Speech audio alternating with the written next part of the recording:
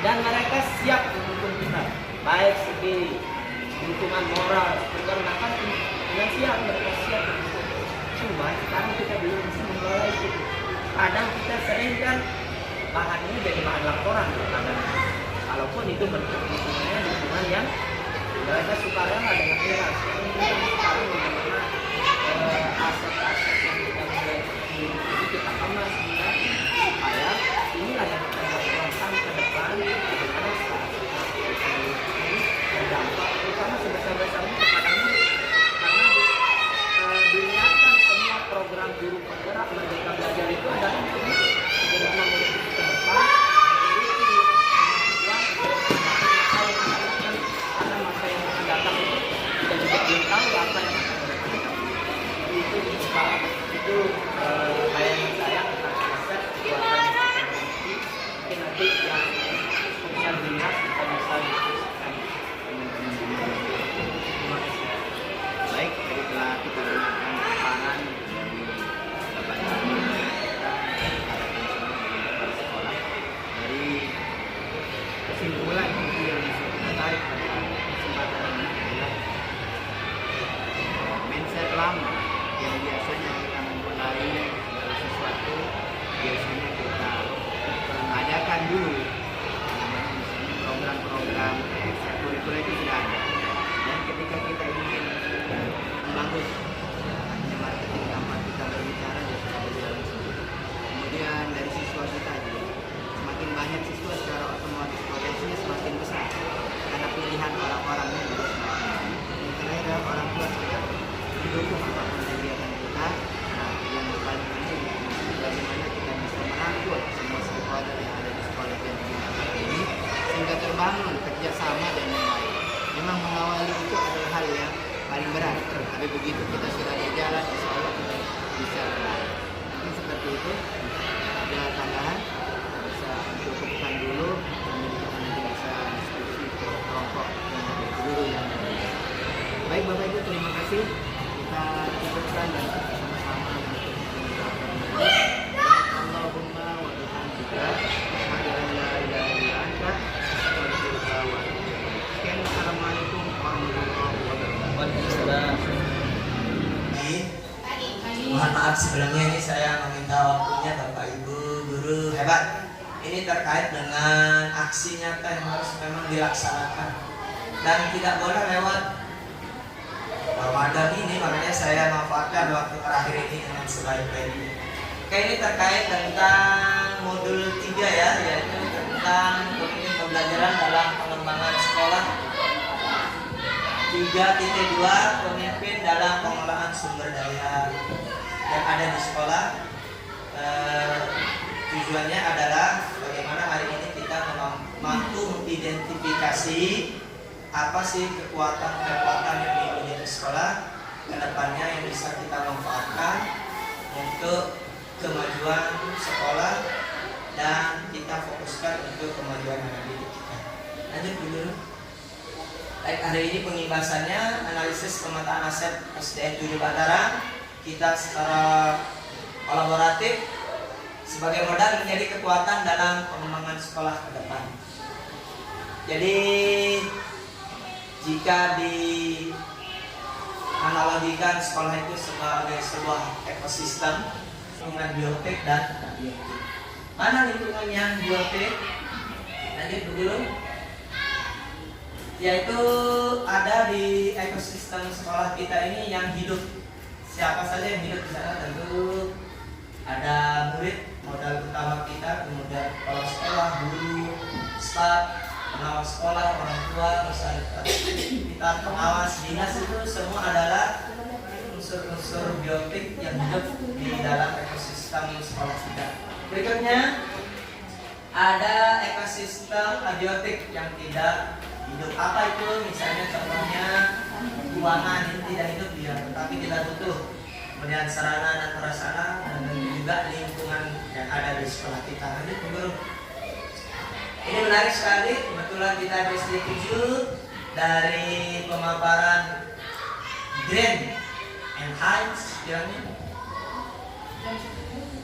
2016 itu ada 7 modal utama. SDN 7 Mataram. Yang pertama, modal manusia. Kita memiliki manusia-manusia berkualitas karena kita sudah semua rata-rata S1 ya. Jadi modal itu sudah luar biasa. Kemudian yang kedua, modal sosial. Bagaimana hubungan kita dengan sesama rekan guru maupun dengan dari unsur-unsur di luar sekolah. Itu bagaimana kebijakan itu harus diambil dari seorang pemimpin kepala daerah yang tentu memihak kepada kemajuan pendidikan di sekolah-sekolah. Kemudian modal agama dan budaya. Ini tidak lepas banyak kegiatan-kegiatan kita di sekolah karena ada modal agama, terutama yang muslim karena kita yang mayoritas, banyak kegiatan-kegiatan yang kita berdayakan karena ada modal agama dan budaya. Kemudian ada modal fisik, yaitu berupa bangunan, sarana dan prasarana. Dan yang terakhir modal finansial. Salah satu modal terbesar kita dari modal finansial kita yaitu hanya bos ya. Kemudian usaha-usaha yang mungkin seperti itu. Yang terakhir dari kegiatan kita ini kita butuh kantin. Aset utama yang memang harus kita bisa kelola ya, terutama kantin sekolah. Yang kedua mungkin koperasi sekolah. Terus mungkin itu saja mungkin modal usaha yang bisa kita lakukan untuk membeli aset yang memang kesulitan dalam pelaporan. Kalau memang dana bos itu memang kita lihat sangat sulit kita atur untuk membeli aset-aset keperluan secara mendadak. Mungkin begitu dia, Pak Ustadz, sedikit. Ya, terima kasih. Jadi menarik sekali, aset yang paling berharga menurut pendapat Pak Guru Taufikur Rahman adalah kantin sekolah, kemudian koperasi ya, yang bisa kita manfaatkan ke depan untuk kemajuan sekolah. Menurut Bapak Ibu yang lain boleh usul pendapat, karena nanti dari hasil kita diskusi ini akan. Kalau menurut saya, aset yang utama di sekolah itu murid, bakat dari anak-anak dan tentu jumlah murid juga. Kenapa saya bilang murid? Tanpa murid juga kita tidak akan bisa mempunyai finansial untuk sekolah. Karena seperti yang kita tahu, dana BOS itu berdasarkan jumlah murid yang ada di sekolah. Jadi kalau menurut saya aset utama dari sebuah sekolah tetap berlangsung itu karena murid. Jadi yang bisa kita ambil dari murid itu bisa berjalannya finansial di sekolah itu yang pertama. Yang kedua, bakat dari murid itu sendiri. Jadi bakat murid yang sudah kita miliki sekarang kan luar biasa.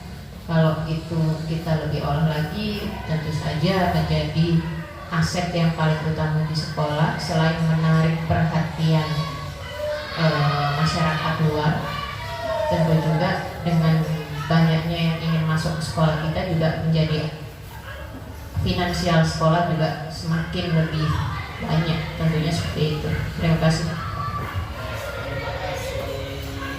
Baik, sangat menarik sekali ini masukan dari namanya solusi terbaik untuk sekolah kita ke depan.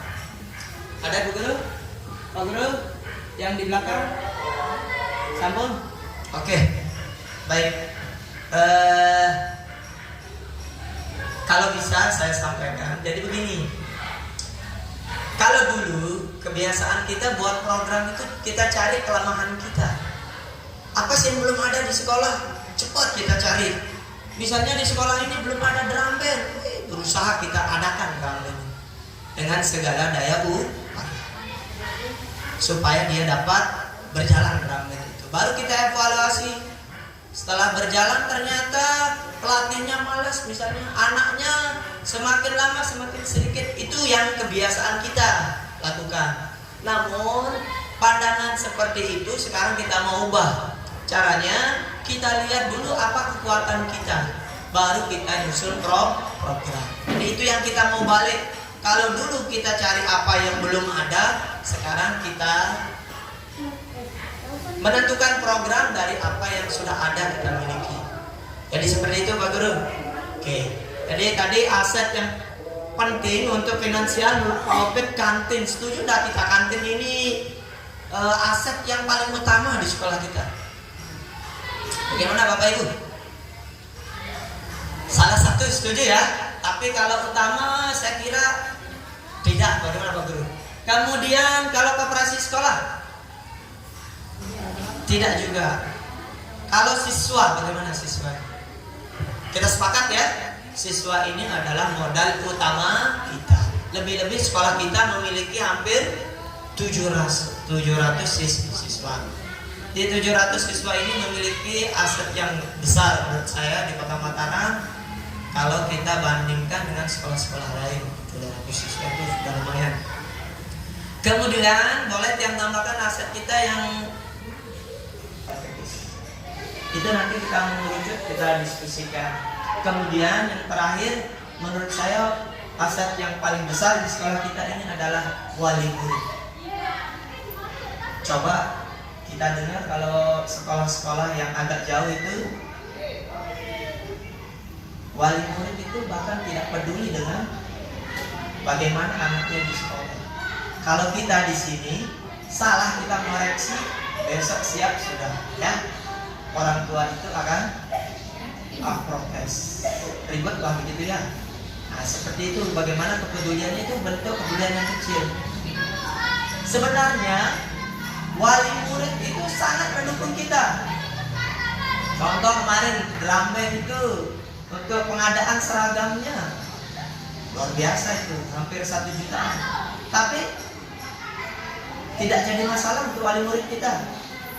Tidak tahu kalau sekolah yang di tempat-tempat lainnya suruh bulan sejuta tidak barte kalau terjauh seperti itu. Nah, itulah bentuk dukungan. Sekarang bagaimana kita mengidentifikasi